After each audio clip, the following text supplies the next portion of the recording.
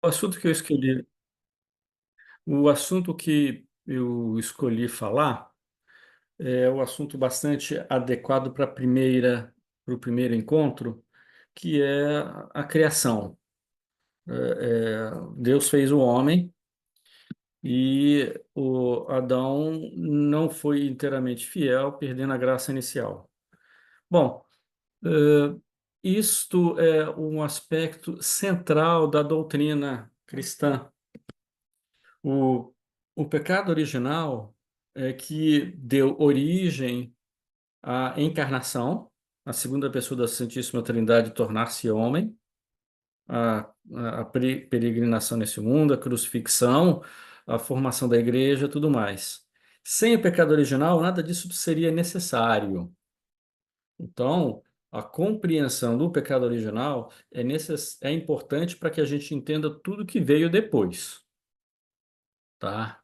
De modo que é algo que não é apenas um fato passado, é um elemento que está é, na origem da explicação de tudo que a gente precisa saber quanto à doutrina. Bom, então olha só, como é que eram as coisas antes do pecado original? Apesar disso não ser algo essencial, é algo que a gente precisa entender por conta daquela questão que muitas pessoas fazem. Se Deus é bom, por que criou o homem mau? Por que que o homem faz maldade? Não seria isso uma imperfeição de Deus? A pergunta é legítima, é uma curiosidade é, que nos permite pelo raciocínio. Só que Deus não nos fez assim, originalmente. Deus criou tudo, preparou o homem para que recebesse uma alma imortal, infundiu uma alma livre e inteligente. Isso não é o suficiente para que a gente chegue ao céu, mas isso já está bastante acima da nossa natureza animal. E isso nós não perdemos com o pecado original.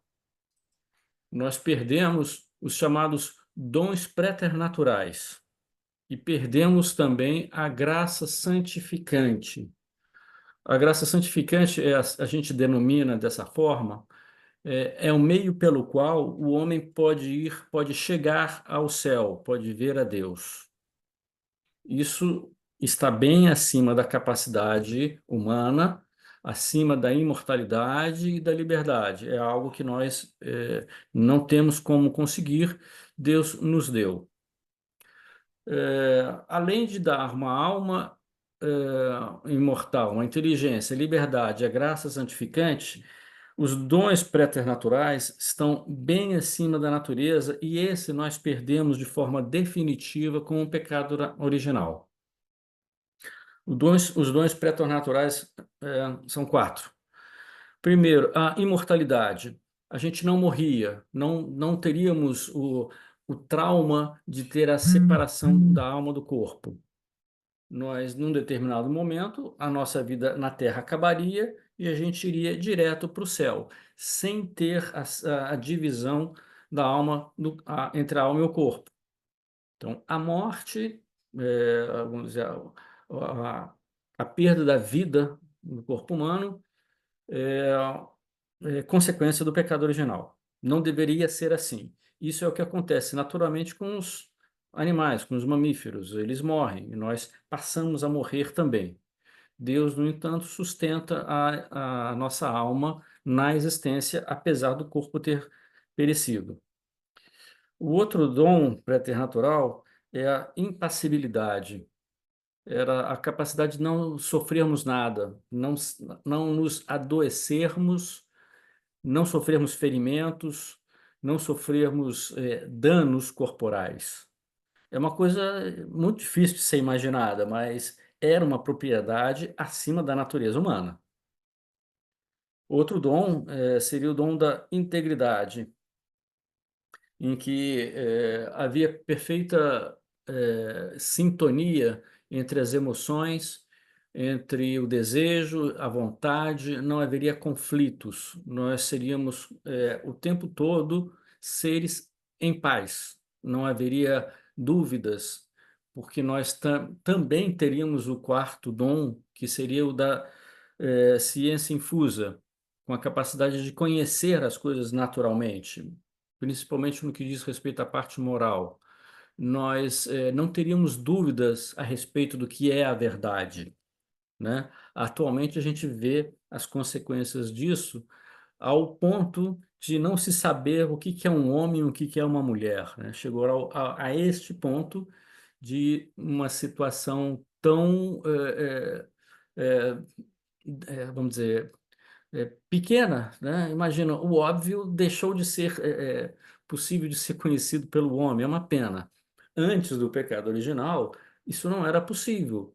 O conhecimento da verdade era plena e não era uma coisa que poderia ser perdida. O homem teria todas as condições de apenas progredir, né? Você imagina um mundo onde não seria necessário cuidados médicos, ninguém adoeceria, ninguém se machucaria, nem se feriria, não existiria injustiça, não seria necessário polícia, ninguém cometeria nenhum tipo de crime, haveria completa harmonia entre todos. Essa foi a forma como Deus nos criou aqui na Terra. Essa seria a nossa vida natural. Bom, Adão foi o primeiro. E ele teve, apesar de todos esses dons, essas facilidades, ele tinha liberdade e ele preferiu usar a liberdade dele para satisfazer a ele mesmo e ir contra ao que Deus tinha pedido. Houve uma situação em que havia um pedido de Deus para que ele obedecesse. É uma forma, inclusive, de se demonstrar amor, né? A obediência. Adão preferiu desobedecer. Bom, esses dons preternaturais, eles são inteiramente acima da natureza e com a quebra do vínculo com Deus, eles foram perdidos. Permanecemos com a imortalidade da alma, com a inteligência, com a vontade. Só. Perdemos os dons preternaturais e perdemos a graça santificante. Não seria mais possível chegar ao céu nem ver a Deus. A graça santificante é a ponte que Deus cria para o homem chegar até ele. A partir do momento que o homem queima esta ponte, ele não pode mais refazê-la. Não seria mais possível que o homem chegasse ao céu. Por um motivo que nós não sabemos, provavelmente ainda não descobriremos, Deus preferiu fazer a humanidade a partir de Adão. É como se Adão fosse o modelo a partir do qual todas as outras pessoas fossem tiradas em molde. O molde ficou quebrado com o pecado. Então, todos os que vieram depois dele herdaram essa fratura no molde. Essa fratura é a ausência da graça santificante dos dons preternaturais. Nós nascemos com a inteligência, com a vontade, com a liberdade e com a imortalidade da alma, mas só temos capacidade de exercer isto neste mundo, não somos mais capazes de chegar a Deus. Para que isso fosse reparado, não basta que o homem peça desculpas. A ofensa foi feita a um ser divino, a um ser muito grande, a um ser a quem a ofensa foi grande também pela rejeição. Então, vamos fazer uma comparação aqui. Um sujeito que é muito rico, que é milionário, e convida o funcionário dele, um motorista dele, para um almoço na casa dele, de forma amigável e com todas as cortesias naturais de uma amizade comum. E o filho do motorista, fazendo brincadeiras imprudentes, quebra um vaso que tem na casa desse chefe e esse vaso é preciosíssimo e que o motorista nunca vai poder pagar. Não tem jeito. Vai ficar em dívida, ainda que trabalhe a vida toda. Algo, salva as devidas proporções, algo nesse sentido que aconteceu. Para que isso se resolvesse, a solução encontrada por Deus foi dele mesmo se transformar em homem e, em nome dos homens, pedir perdão, porque além de homem, seria Deus. E aí, então, esse pedido de perdão passaria a ser válido, porque já não é mais um homem qualquer, é Deus. Por isto que, na doutrina, nós temos que aceitar que Jesus Cristo é verdadeiro homem e verdadeiro Deus. É as duas coisas. Se não for uma das duas coisas, e já houve heresias a respeito disto, então não houve o perdão. Porque se é Deus apenas, não é homem, Deus pedindo perdão a próprio Deus não faz sentido. É preciso que o homem peça perdão, mas não pode ser um homem comum. Tem que ser um homem ao nível de Deus. O único que tem essa característica é Jesus Cristo. Nós damos o nome de união hipostática. O homem, Jesus Cristo, que ao mesmo tempo é Deus, é inteiramente Deus e inteiramente homem. Não é um homem que foi poupado dos dissabores humanos. Não é. É um homem que sangrou, que se cansou, que não teve os dons preternaturais no sentido de sua proteção. Vamos dizer, é, conservava a sua divindade no seu poder, mas não usou a divindade a seu favor. É, a partir disto, as coisas ficam esclarecidas. Afinal de contas, por que é que precisou Jesus Cristo, a segunda pessoa da Santíssima Trindade, se fazer Deus para chegar a nós? Se isso não fosse feito por Deus, não teríamos como nos ter salvado. E, na verdade, nunca teria valido a pena a criação da humanidade, porque desde o primeiro já teria a perda, então não valeria a pena fazer nada. Certamente, antes que tudo começasse, Deus viu isto, viu que isto aconteceria e teve esta solução da encarnação para a salvação do homem, ficando de uma forma evidente a intensidade, a grandeza do amor que ele tem para conosco.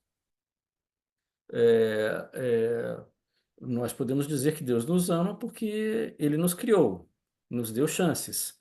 Mas a partir do momento em que nós vemos o grau de sofrimento que Jesus Cristo se submete sem precisar, apenas para que nós fôssemos resgatados, nós temos uma dimensão do tamanho do amor de Deus por nós. Agora, é importante também que nós reconheçamos que não há um sentido de coletividade nisto. Na verdade, Jesus Cristo não morreu por todos os homens, morreu por cada um. E o que ele passou aqui na terra foi por cada pecado. Bastaria que houvesse um único pecado de um único homem para que Jesus Cristo fizesse tudo o que ele fez. Então, a morte de Jesus Cristo não pode ser, a encarnação de Jesus Cristo não pode ser entendida como uma coisa coletiva. Ela precisa ser entendida como individual. Jesus Cristo morreu por cada um de nós, de fato. Ele não fez isso um número de vezes que existe de pecados dos homens. Ele fez isto de uma vez até porque foi feito. Não há necessidade de repetir tudo de novo, já está demonstrado.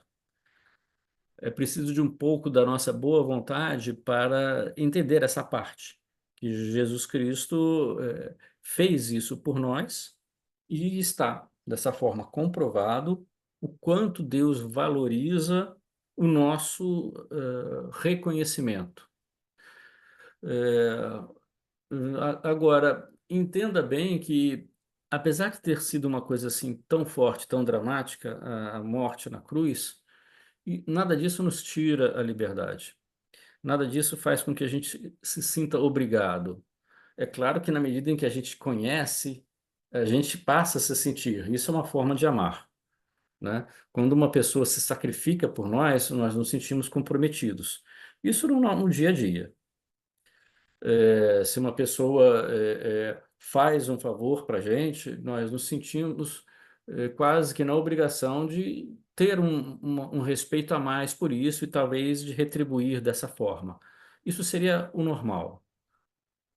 Bom, Jesus Cristo morreu, não só morreu, mas foi uma morte extremamente dolorosa e cruenta, não só no sentido físico, mas como no sentido psicológico, com todas as humilhações, com toda a falta de reconhecimento.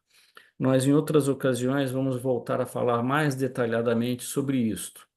Hoje a ideia é falar sobre o pecado, pecado original e sobre a graça. Bom, nós tínhamos então todos aqueles dons préternaturais, a graça santificante, foram perdidos com a vinda de Jesus Cristo e o nosso resgate, nós restabelecemos a graça santificante. Voltamos a ter a ponte para o céu. Não recuperamos os dons preternaturais, e isso não nos impede de chegar ao céu. Os dons preternaturais seriam coisas a mais, coisas que tornaria a nossa vida aqui enormemente prazerosa. Mas o que a gente quer não é a vida na Terra, a gente quer a vida no céu, o que é o mais importante e o que é eterno. Então não tem problema a gente perder os dons preternaturais. O que a gente não pode perder é o céu. A gente não pode deixar de conseguir isto. E como o fato desta ponte ter sido restabelecida não nos garante que a gente vai caminhar por ela, porque em consequência do pecado original, nós ficamos com aquilo que chamamos de concupiscência. A concupiscência é a inclinação universal de todos os homens a agir de forma egoísta ou eh, dando ou pondo a nós mesmos como mais importantes do que Deus. É, Além de nós termos dificuldade de entender as coisas naturais e precisamos estudar. Essas verdades, elas não são intuitivas. A gente precisa fazer o que a gente está fazendo aqui. Transmitir, ler, conversar, tirar dúvidas, reler, rever, entender mais um pouco e aos poucos ir entendendo gradualmente. A gente não vai entender tudo de uma vez só, não somos anjos, a gente vai entendendo aos poucos. É assim mesmo, isso faz parte da luta e a nossa vida natural não se distancia da vida espiritual. Uma outra coisa que nós falaremos, nos deteremos também sobre a identificação de Deus em todas as coisas que nós fazemos, em tudo que a gente faz tem interesse, não só as coisas diretamente espirituais, como as orações, a missa, mas tomar o ônibus, conversar com as pessoas, alimentar-se, respeitar, né? Bom, isso tudo tem diretamente interesse a Deus também. Bom, agora, outro aspecto que eu gostaria de mencionar de- seria sobre a graça. É importante que a gente fale sobre isto, porque se não considerarmos, as coisas ficam um pouco mágicas, no sentido de que a gente acha que vai funcionar porque funciona, e não é assim, tá? Com um pecado grave, nós perdemos a ponte de comunicação com Deus. Com uma confissão, atualmente, nós restabelecemos isso. Mas, e o que mais? Tudo que a gente faz é pela nossa própria força, é pelo nosso próprio estudo e boa vontade? Não, não é. Jesus Cristo mesmo falou: sem mim nada podeis fazer. Tem algumas passagens das Escrituras, tanto no Antigo quanto no Novo Testamento, em que mostra que há uma ação direta de Deus sobre nós. Essa ação direta é a graça, ela se manifesta de várias formas. A graça santificante é a que estabelece a nossa união. E existem as graças atuais. As graças atuais são aquelas que são executadas para todas as coisas, para cada momento. Ela pode ser aproveitada ou não. A graça em si é algo complexo, não temos uma definição acabada. Nós podemos apresentar várias características para poder nos entender. Assim como a inteligência, por exemplo. A inteligência, ela não tem uma definição só de duas linhas e que diga tudo. Ou a personalidade.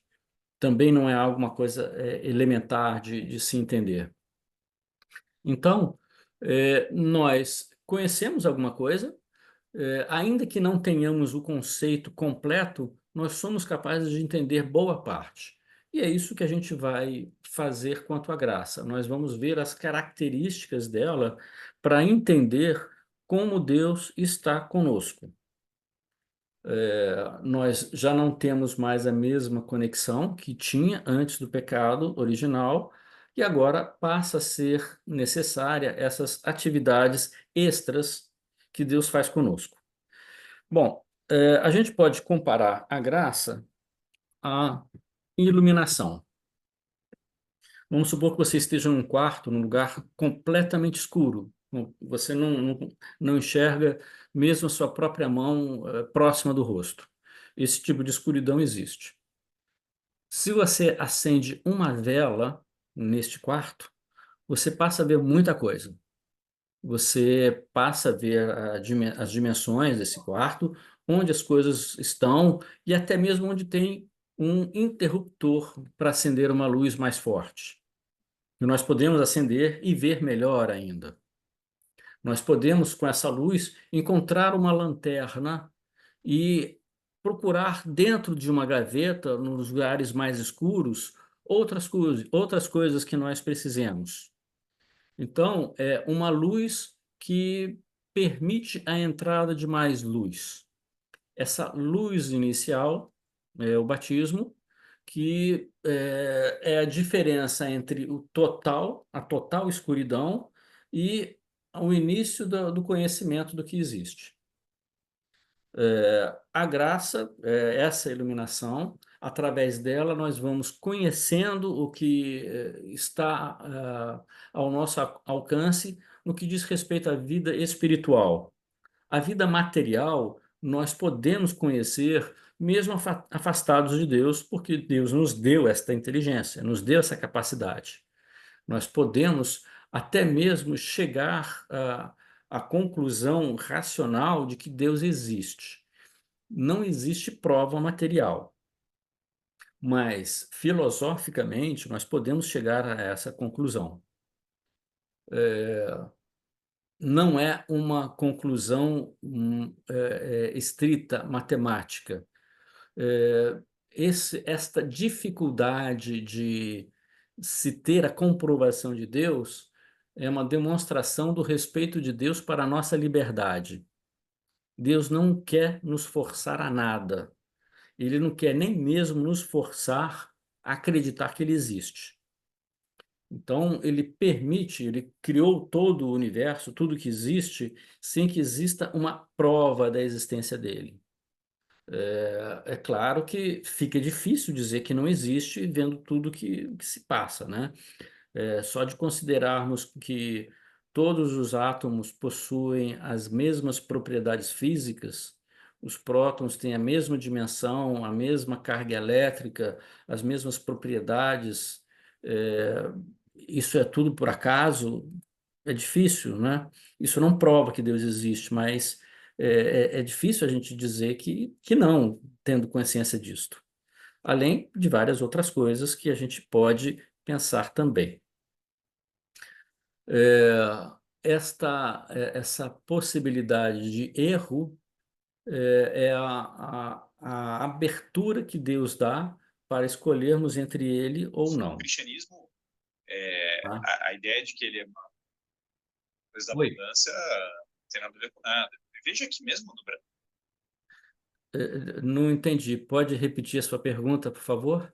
Shelly, teu microfone abriu. Meu microfone? Ah, não, foi uma pergunta. Ok. É, então Não sei. vamos continuar aqui. É, bom, quanto à abordagem da graça, a luz é uma forma de nós podermos entender o que é a graça em nós. É curioso a gente ver, quando temos com uma pessoa que não tem fé nenhuma, a dificuldade que ela tem em entender coisas simples, que para nós já é natural. Essa é uma luz que nós recebemos para poder ter facilidade com aquilo. Só que nós nunca recebemos tudo de uma vez. Eu dei o exemplo de uma vela num quarto que nos dá uma dimensão, mas não é uma luz suficiente para vermos todos os detalhes que tem naquele quarto. E esta iluminação só cresce na medida em que nós correspondemos. Na medida em que Deus vê que a gente está querendo conhecer mais, que a gente está querendo chegar a Ele, Ele dá mais luzes, Ele dá mais graças e nós vamos aumentando. É, essa é também uma forma de respeito à liberdade. Se a gente recebesse de uma vez todo o conhecimento que seria necessário, que a gente poderia ter, o nosso grau de liberdade para aceitar a Deus já estaria comprometido, porque seria muito difícil, com tanto benefício, com tanto conhecimento, negar a Deus. Então, Deus respeita a nossa liberdade e vai dando as graças aos poucos, para que a gente se aproxime. Ele faz a primeira coisa. A primeira vela, ele acende. Vendo a nossa busca por mais luzes, ele dá mais luzes. Na medida em que a gente se afasta dele, essas luzes podem ser ofuscadas e podem até ser perdidas. Aí é o caso da perda da fé. É, a gente, quando se afasta voluntariamente, não se reaproxima, essas luzes não são reabastecidas e a gente vai chegando ao ponto de já não entender por que um dia a gente teve fé e acha que tudo foi uma grande bobagem. Esse seria o estado natural de existência, sem a espiritualidade. Deus dá a primeira chama, ilumina e nós podemos corresponder ou não. Neste sentido em que a nossa atividade é indispensável. Deus não faz nada sozinho. Nas Escrituras, principalmente no Novo Testamento, a gente vê que mesmo as coisas pequenas eram feitas sempre com a participação do homem. A transformação de água em vinho. Ele não transformou ar em vinho, ele quis que abastecessem com água. A multiplicação dos peixes. Ele quis que alguém desse alguns peixes, alguma coisa. Ele não quer dar as coisas sem nenhuma participação humana. Ele quer a participação humana e espera por isso. Essa é a forma como Deus vai fomentando em nós a vontade de conhecê-lo. A graça é também isso. Ela nos inspira, nos instiga a querer mais. É, haverá tentações, haverá ideias e haverá talvez influências pelos maus espíritos em que a gente pense o contrário, mas nunca de um nível, de uma forma que a gente não possa continuar em frente.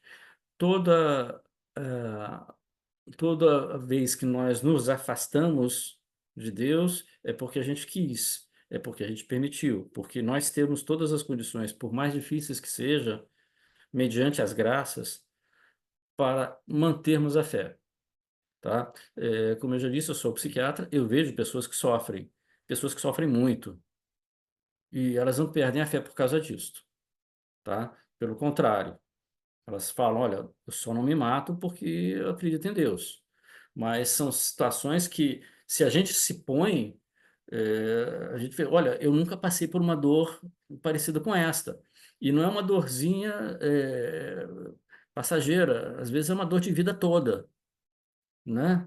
Hoje mesmo atendi uma senhora cega e delirante. E apesar do seu delírio, ela acreditava em Deus, ainda falava que Deus é a suma bondade, apesar das suas condições.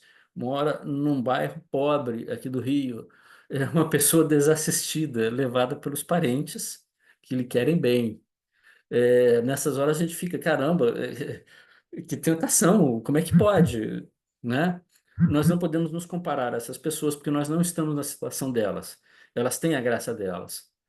Nós vivemos outras situações.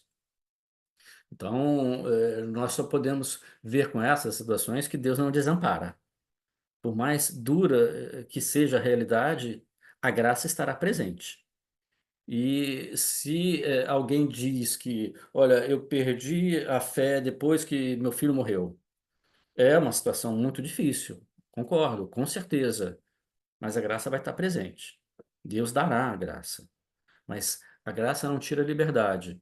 A pessoa poderá, a qualquer momento, deixar de louvar a Deus porque ela sofreu. Ela não queria sofrer. Está sendo obrigada a sofrer pela situação que existe. Mas, Rodrigo, eu acho que até por um momento a vida de Jesus, né, na cruz, ele, por um momento, ele tem um pouco de distanciamento da fé, né, que ele fala, porque tu me abandonaste, né? Então isso Senhor, mostra como o caráter é humano, até do próprio Jesus também, né? isto é uma coisa que precisa ser bem entendida, tá? Porque essas palavras são textuais. Jesus Cristo falou isso na cruz: Senhor, Senhor, por que me abandonastes? Essas são palavras de um salmo, tá? Supõe-se que Jesus Cristo tenha se referido a isto, mas isso não pode ser entendido como uma situação de desamparo. É uma maneira de Jesus Cristo ter dito humanamente o quanto ele estava acabado, arrasado, tá? No nível de não ter mais nada a perder. Tá? Há quem possa dizer que, olha, Jesus Cristo falou isso, então mostrou que ele não era Deus. Não é verdade, Eu, tá? eu Ele de é experiência Deus, humana, sim. né? Ele vamos dizer, Jesus Cristo tem várias passagens em que ele diz coisas que são muito confusas e que nos põe à prova. Essa é uma delas, tá? A fé, ela protege a liberdade. Se nós estivermos sempre certeza racional, então nós não estamos sendo livres. Quando eu digo para você que 2 mais 2 são 4, você não tem a liberdade de dizer que não são 4. São 4, sim. E existe o relativismo que quer relativizar isso e não dá certo. Não existe relativismo matemático na matemática euclidiana. 2 mais 2 são 4. Por outro lado, o número π não se encontrou até hoje o fim dele. Ele é um número que é irregular. Então você pode dizer que, olha, um dia vai ter o último número que ele vai ter a precisão e outro diga que não, ele é infinitamente irregular. Nós não sabemos. Nós não sabemos. Nós temos a liberdade de acreditar numa coisa ou na outra, apesar de ser matemática. De que o número π ele pode ser um momento a acabar, parar de ser irregular e outro não. Nós temos essa liberdade e esta liberdade Deus nos dá o tempo todo, de ter a dúvida a respeito dele mesmo, do céu e tudo mais. Se nós não tivéssemos a possibilidade de duvidar, nós não seríamos livres. E na medida em que a gente confirma isso com a nossa fé, as coisas vão ficando mais claras, Rodrigo, tá?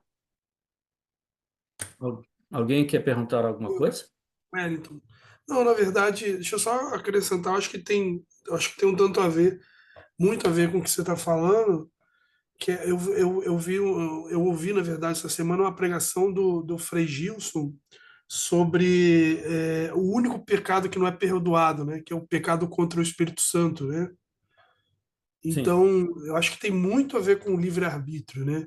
E justamente ele não é perdoado pelo fato de que se o Espírito Santo falou com você e você ignorou, negou, ele não vai interferir no teu livre-arbítrio, entendeu? isso, Então, por isso que ele não pode perdoar, então ele não pode forçar você a te perdoar, entendeu? Não, eu sou exato. Deus, eu quero te perdoar forçadamente, entendeu? Exato, isso mesmo. O pecado contra o Espírito Santo é precisamente não querer ser perdoado, tá? Esse é o pecado que não tem perdão. Deus respeita, né? É, é, é, nós vamos poder aprofundar isso também. É uma ideia que é importante que a gente tenha segurança, tá? Eu quis abordar esses dois assuntos como ponto de partida e nós vamos continuar nos nossos encontros. Não temos uma data para terminar, eu não tenho uma obrigação de interromper, a gente vai continuando enquanto houver interesse, mas assunto não falta. Nós podemos rever outras coisas, podemos mudar um pouco a nossa forma de abordagem, a gente pode acrescentar alguma discussão de evangelho, nós vamos falar sobre as nossas práticas de piedade, sim, né? Isso não será apenas instrução. Não adianta a gente estar bem instruído e não pôr em prática. A gente tem que pôr em prática e essas práticas vão crescendo. Elas precisam mudar a nossa vida. Senão, não faz sentido aprender muita coisa e continuar do mesmo jeito, nem só no estilo de vida quanto na fé. O que se espera é que o conhecimento nos seduza para conhecer mais e nos aproximar mais, amando mais a Deus. Se isso não for obtido, então não valeu a pena.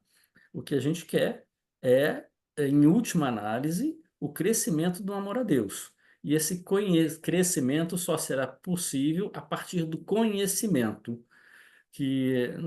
vocês podem usar os meios próprios para isto, e eu apenas estou acrescentando algo para facilitar. Afinal de contas, foi isso que Jesus Cristo pediu, né?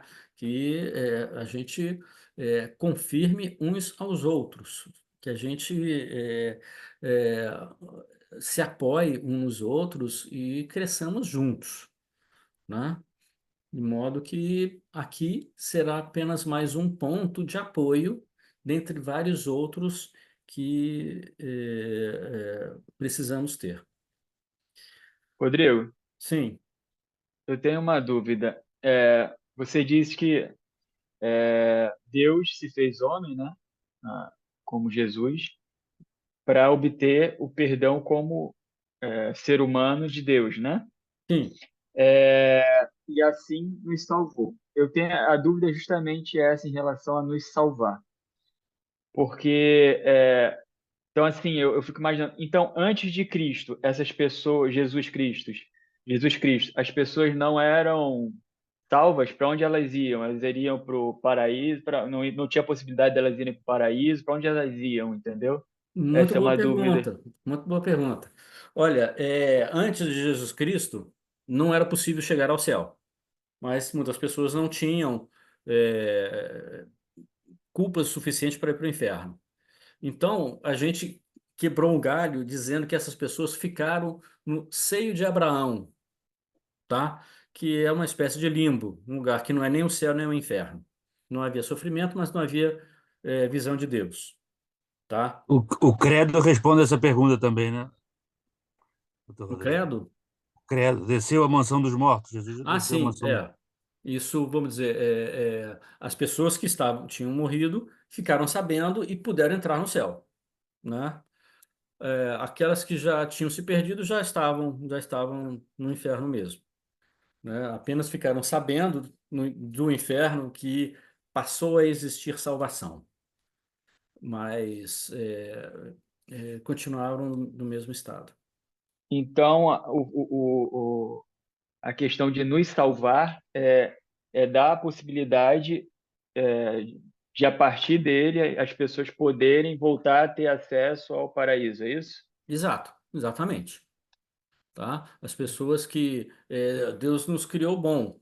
Nós, Antes a humanidade estava em pecado e não tinha a menor chance, antes de Cristo a humanidade estava em pecado e não tinha a menor chance delas terem acesso ao paraíso, é isso. exato, Ficavam nesse limbo aí, né? exato. Aquelas que não E foram para o inferno ficaram no limbo. Isso. entendi. E depois de Cristo, essas pessoas elas puderam chegar ao paraíso ou elas ainda estão até hoje no limbo aguardando o segundo retorno de Cristo para ter o julgamento enfim, julgar os vivos e os mortos, né? Como se diz no credo. É, Essas pessoas, depois de Cristo, elas ainda estão lá ou já foram, tem a possibilidade de elas já terem ido pro... Você entende a minha pergunta? talvez eu não tenha entendido tudo. Este é um assunto que fica dentro do capítulo chamado Novíssimos, que são as coisas que acontecem conosco depois que a gente morre. Tá? Isto também será dito, o juízo particular e o juízo final. São coisas distintas, mas o destino para onde vamos será feito logo após a morte. A gente É, não a vai minha, esperar o juízo final. Aham, eu entendo. A minha dúvida era mais em relação a essas pessoas que viveram antes de Cristo, entendeu? Já Certo. que a gente não estava, a humanidade não estava salva ainda, né?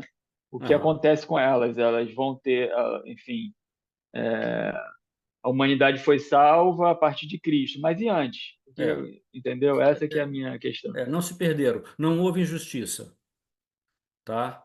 Entendi. Aquelas pessoas que viveram de acordo com a sua própria consciência em buscar o bem, essas foram salvas antes de Jesus Cristo, assim como aquelas que hoje nunca ouviram falar de Jesus Cristo também são.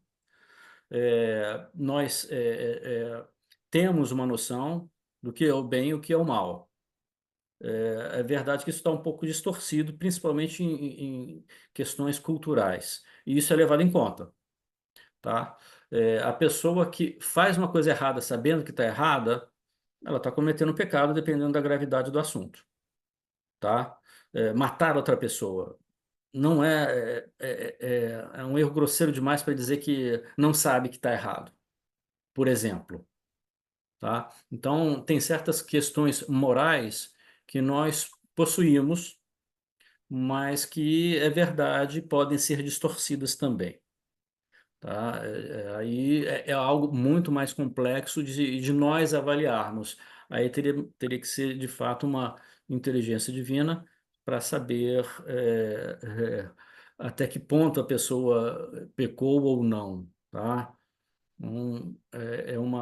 É um assunto mais Porque complexo. existia, né? Existia a lei lá dos 10 mandamentos de Moisés, né?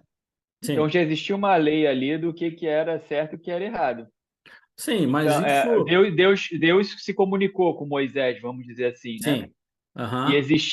já existia esses mandamentos do que era certo e o que era errado. É, Então, a minha dúvida é justamente quando surge Jesus Cristo, Deus que se fez homem para perdoar a humanidade, enfim. Mas a humanidade antes de Cristo seguia esses mandamentos de Moisés, né? Vamos dizer assim. olha, bom, Moisés, a gente já estava no Antigo Testamento, tem 5.000 anos, É, tá? A humanidade tem uns 100.000 anos, talvez. Então, entre Adão e Moisés foram aí 90.000 anos. E esse pessoal, tá? então, Pois é, acontece a mesma coisa, a mesma pergunta se repete. pois é. Exato. Esse pessoal de antes de Abraão não foi para o céu, mas ficou naquilo chamado seio de Abraão, antes que assim a gente denomina, antes de Abraão existir, tá? Então, era um local onde as almas esperavam até que Jesus Cristo viesse para nos resgatar. E a questão temporal é bastante diferente, tá? O tempo corre no céu de uma forma que nós não sabemos bem. Nas Escrituras falam, às vezes, 1000 dias são como um dia é como no céu, um dia é como 1000 anos e 1000 anos como um dia. Então, a nossa noção temporal é muito diferente da que corre no céu, tá? Não temos este parâmetro. Até porque Deus não vê a coisa analisada de forma linear como a gente vê, tá? Deus vê toda a existência de uma vez só. É como se fosse um disco, um anel, onde Deus no centro vê toda a circunferência. Nós vemos um ponto por onde estamos passando, por onde estamos caminhando, momento a momento. Deus vê tudo, tá? Então, a forma de entendermos é diferente, e a partir desta informação surgem outras dúvidas, do tipo: bom, se Deus sabe como é que vai ser, sabe que eu vou para o inferno, por que que ele me criou? Aí são questões mais complicadas, mas não são impossíveis de serem entendidas. E nós vamos abordar mesmo as questões que são complexas, mas que estejam ao alcance da razão, tá? Não pode haver conflito entre razão e fé. Elas se complementam. A fé vai onde a razão não consegue, mas a fé não pode ser irracional, absurda, tá? São coisas de naturezas diferentes, mas que são possíveis de serem assimiladas. E não nos é desculpado deixar de entender ao que está ao nosso alcance, tá? Nós precisamos do conhecimento para poder aprofundar no amor a Deus. O fato de você ir à missa todos os domingos é necessário, mas se você deixa de fazer coisas que está ao seu alcance, você, ainda que vá à missa todos os domingos, vai deixar de progredir no amor a Deus, vai ficar no nível básico, né? O nível básico são os 10 mandamentos. Respeito aos 10 mandamentos, você vai para o céu. Ok, nota 5. Cristão, nota 5. Mas a gente pode ter uma nota muito maior que esta. Então, se a gente pode ter além da nota 5, vamos tentar por aí, né? Não vamos tentar um cristão que não vai para o inferno apenas. A gente quer mais do que isso. Para isso, a gente vai precisar de estudo e de prática, né? Que vamos conversando aqui. Eu. Rodrigo, é, Sim, eu posso tirar uma dúvida? pode. Você poderia falar novamente a frase que você usou relacionando a fé com a liberdade? Só para eu tomar nota e se puder também falar um pouquinho mais sobre isso, porque esse para mim aqui foi um ponto que está me ajudando a entender várias outras coisas que já estavam na minha memória, a parte da fé e da liberdade. Porque assim, Certo. só para tu entender, qual é o entendimento que ainda muito vulgar eu tenho da fé, né? Aham. Muito relacionado que a fé ela é o fundamento da esperança. Então, até então, o que eu tenho acesso, a palavra fé, para mim, se significa e se refere, está relacionado a justamente esse conhecimento, e esse conhecimento, ele tem que me impulsionar para o amor verdadeiro. Se esse meu conhecimento, né, ele não está me levando para um lugar de esperança, alguma coisa tem relacionado alguma coisa talvez negativa está relacionada a essa fé. Então, por exemplo, se eu sou tomado por uma angústia muito grande e eu me mantenho e eu mantenho a minha fé, então eu tenho esperança que isso vai melhorar. Então, Perfeito. tudo que eu entendo de fé, por enquanto, ainda está nesse sentido. É por aí eu posso continuar meditando em relação à fé nisso, ou tem algo que está faltando que você queira complementar? Não, você está no caminho certo, tá? O que eu disse é que a fé protege a liberdade, tá? Se nós tivéssemos plena certeza, não seria necessário fé. Então, a fé faz com que a gente ande por amor, não por razão. Deus não quer o óbvio, quer a liberdade de procurarmos a Ele. Então, ele nos mantém na dúvida da fé humana para procurar a Ele. A gente não tem certeza. Se tiver certeza, não será mais fé. Então, Deus se vale da fé para preservar a nossa liberdade de amá-lo ou não. Se nós não tivéssemos dúvida, nós seríamos obrigados a amar. Não é isso que Deus quer. Deus quer o amor livre. E para que esse amor seja perfeitamente livre, ele tem que ter uma brecha de dúvida que a fé permite. A razão não. A razão não permite dúvida. Ela é aquilo. 2 mais 2 são 4 e pronto. Mas se o número π é sempre irracional ou não, não sabemos. Então, a dúvida permite nós andarmos por amor e não pela razão. Pô, muito obrigado, Rodrigo. Isso aí, caraca, como me ajudou a ficar muito claro. Muito Ótimo, obrigado. muito bem. Laura, você queria perguntar alguma coisa? Sim, queria. Casando um pouco com o que o William perguntou, das pessoas que viveram antes de Cristo, e eu queria saber se esse limbo que elas estão seria o mesmo limbo, que ficam as pessoas que não foram batizadas. É, a gente aceita, isso são aspectos que não são totalmente conhecidos, tá? Mas a gente aceita esse limbo como as crianças abortadas para onde elas foram. Elas não foram batizadas, elas não tiveram a chance de receber o batismo, elas não podem entrar no céu. É o que a gente acredita. E é por isso que a igreja combate com tanto fervor o aborto. O aborto impede a pessoa de ir ao céu, mas ela também não pode ir para o inferno. Então ela fica num estado de felicidade natural, sem ver a Deus, sem sofrimento. Isso seria o limbo, tá?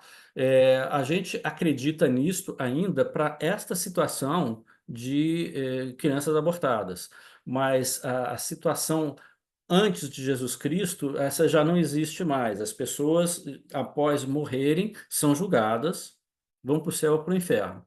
Existe a questão do purgatório que será ainda abordado uma outra vez, né? Muito Daniel, você queria... obrigada. Nada. Daniel, Boa noite, Rodrigo. Tudo boa bem? noite. Boa noite a todos. A questão dos antigos, antes da vinda de Cristo, né? No Antigo Testamento, eu já tinha ouvido falar no catecismo de que seria o limbo dos justos, né? Em que os antigos profetas, os reis, que viveram de maneira justa, né? Na Sim, antiga aliança, antes de Cristo, estariam no que seria o equivalente ao purgatório hoje, né? Seria o limbo não, dos justos e Cristo já é, resgatou, não? sim, o limbo não há sofrimento, no purgatório Não tem. há sofrimento. Não, mas é isso Entendi. mesmo que É você diferente do falou, purgatório. né? Aham. Então, antes de Jesus Cristo, eles ficaram, as pessoas justas ficavam nesse lugar aguardando, tá? A partir da morte de Jesus Cristo na cruz, o céu se abriu e essas pessoas entraram direto para o céu. E a partir de então, Inclusive Adão. todos Adão e passaram a ser Eva também, né? julgados. Hã? Inclusive Adão também. Adão e Sim. Eva ficaram ali No esperando, né? caso, então, no caso, então, era limbo ou inferno, é isso? Isso, Quem seguia os 10 mandamentos da antiga aliança ficavam nesse limbo esperando a vinda do Messias, que seria Jesus Cristo. correto. Entendi. Tá bom?